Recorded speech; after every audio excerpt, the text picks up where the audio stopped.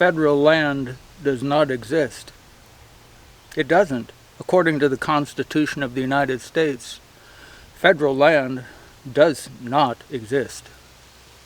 The federal government, according to the Constitution, is allowed to own and does own Washington, D.C., 10 square miles. Other than that, it's forts and ports at the discretion of the sovereign entities, states, that allow the federal government to use that land, but the state has a right to rescind it. Say, nope, you did a naughty, we're kicking you out. See, the Constitution is a restricting force on the government, much, much, much more than on the people. The Bill of Rights, people's rights, God-given rights. A lot of people hate the Constitution, trying to do away with it, trying to destroy it. There's stuff going on now that's absolutely nuts. You never in your wildest dreams would have thought it would happen. See, one of the things that's come in with the federal government saying this land is ours, the states, the government held the land during the Western expansion. That land was held in trust by the federal government for when the territory would become a state, and then that land was to be relinquished to the states to whom it rightfully belongs. But it didn't happen the way it was supposed to, the way it was designed to happen. And you see, as a result of that, federal government nibbling away at certain things where they have no right to be.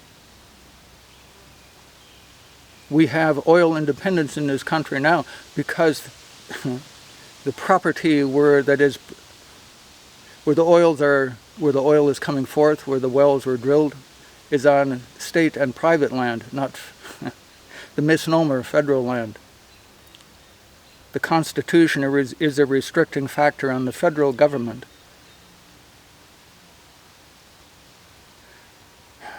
There is a organization, Bureau of Land Management, that was instituted. It's a foreign entity.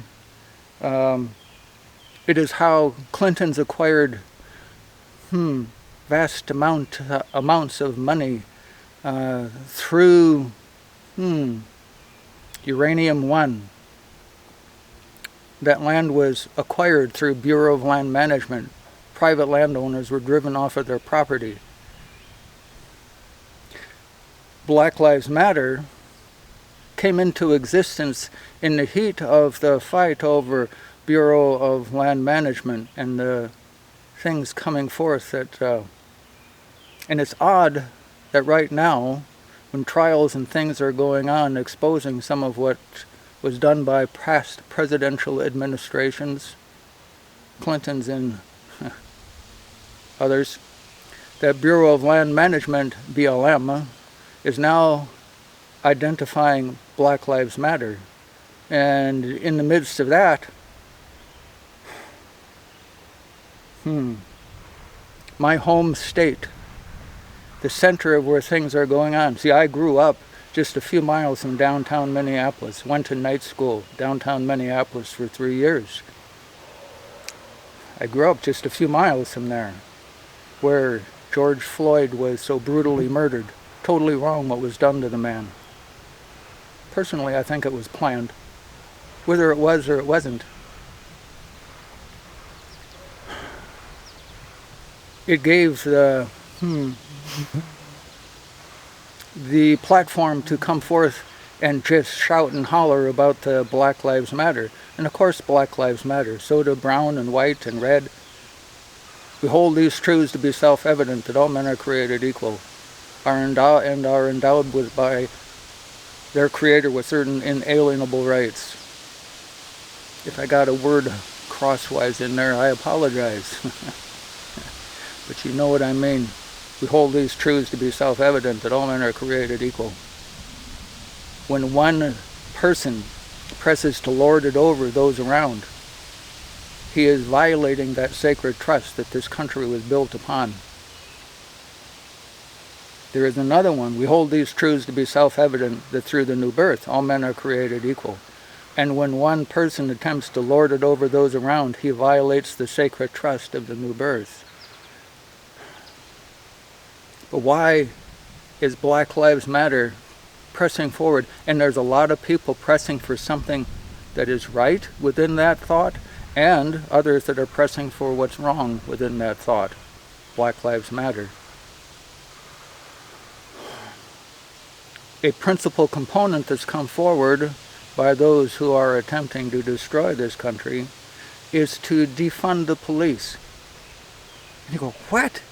What? Why in the world would anybody do that? No social organization in all of time has existed without some sort of punishment for the wicked, protection of the innocent. Protection of the innocent and the punishment of the guilty. No society has ever existed without that. But yet there's a push to defund the police. There are some bad apples out there, I understand that, but there's just a whole bunch of really, really good cops out there. Highway patrols and cops, sheriffs, deputies. We need them. But if they are defunded, or the press that's so wrongfully pushing against them, if that goes forward in any way, shape, or form, there will be a void created, a vacuum. Okay? A vacuum. Pay close attention to who is pushing for this vacuum to be created.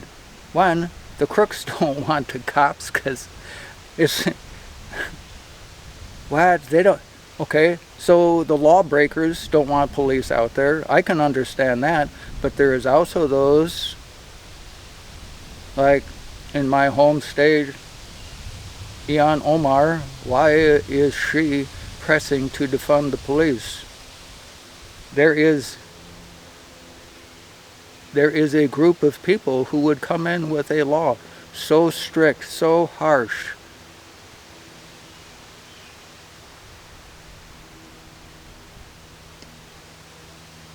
there would be a vacuum created to usher them in if the police were defunded. You understand that? I hope you understand. And as we are getting closer to elections and things, I'm going to say something to those who say those who say they are a Christian but don't vote. They don't get involved.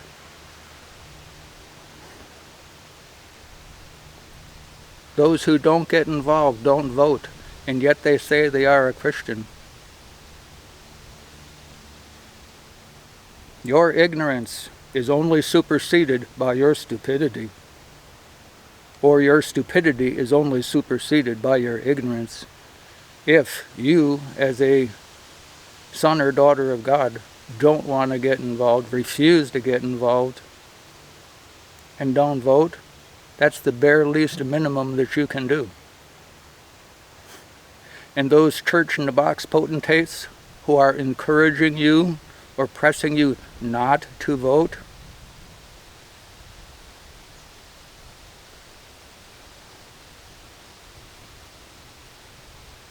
I am so ashamed of them.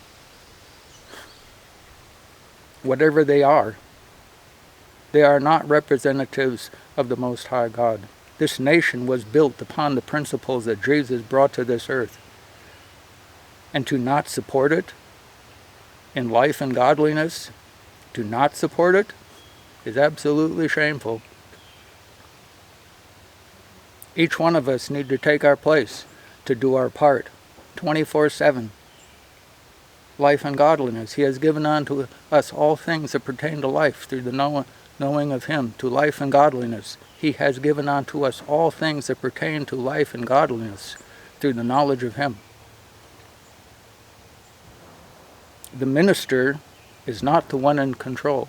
The minister is the servant, to serve those around, to meet their needs. God said, that he would meet all of our need according to his riches and glory.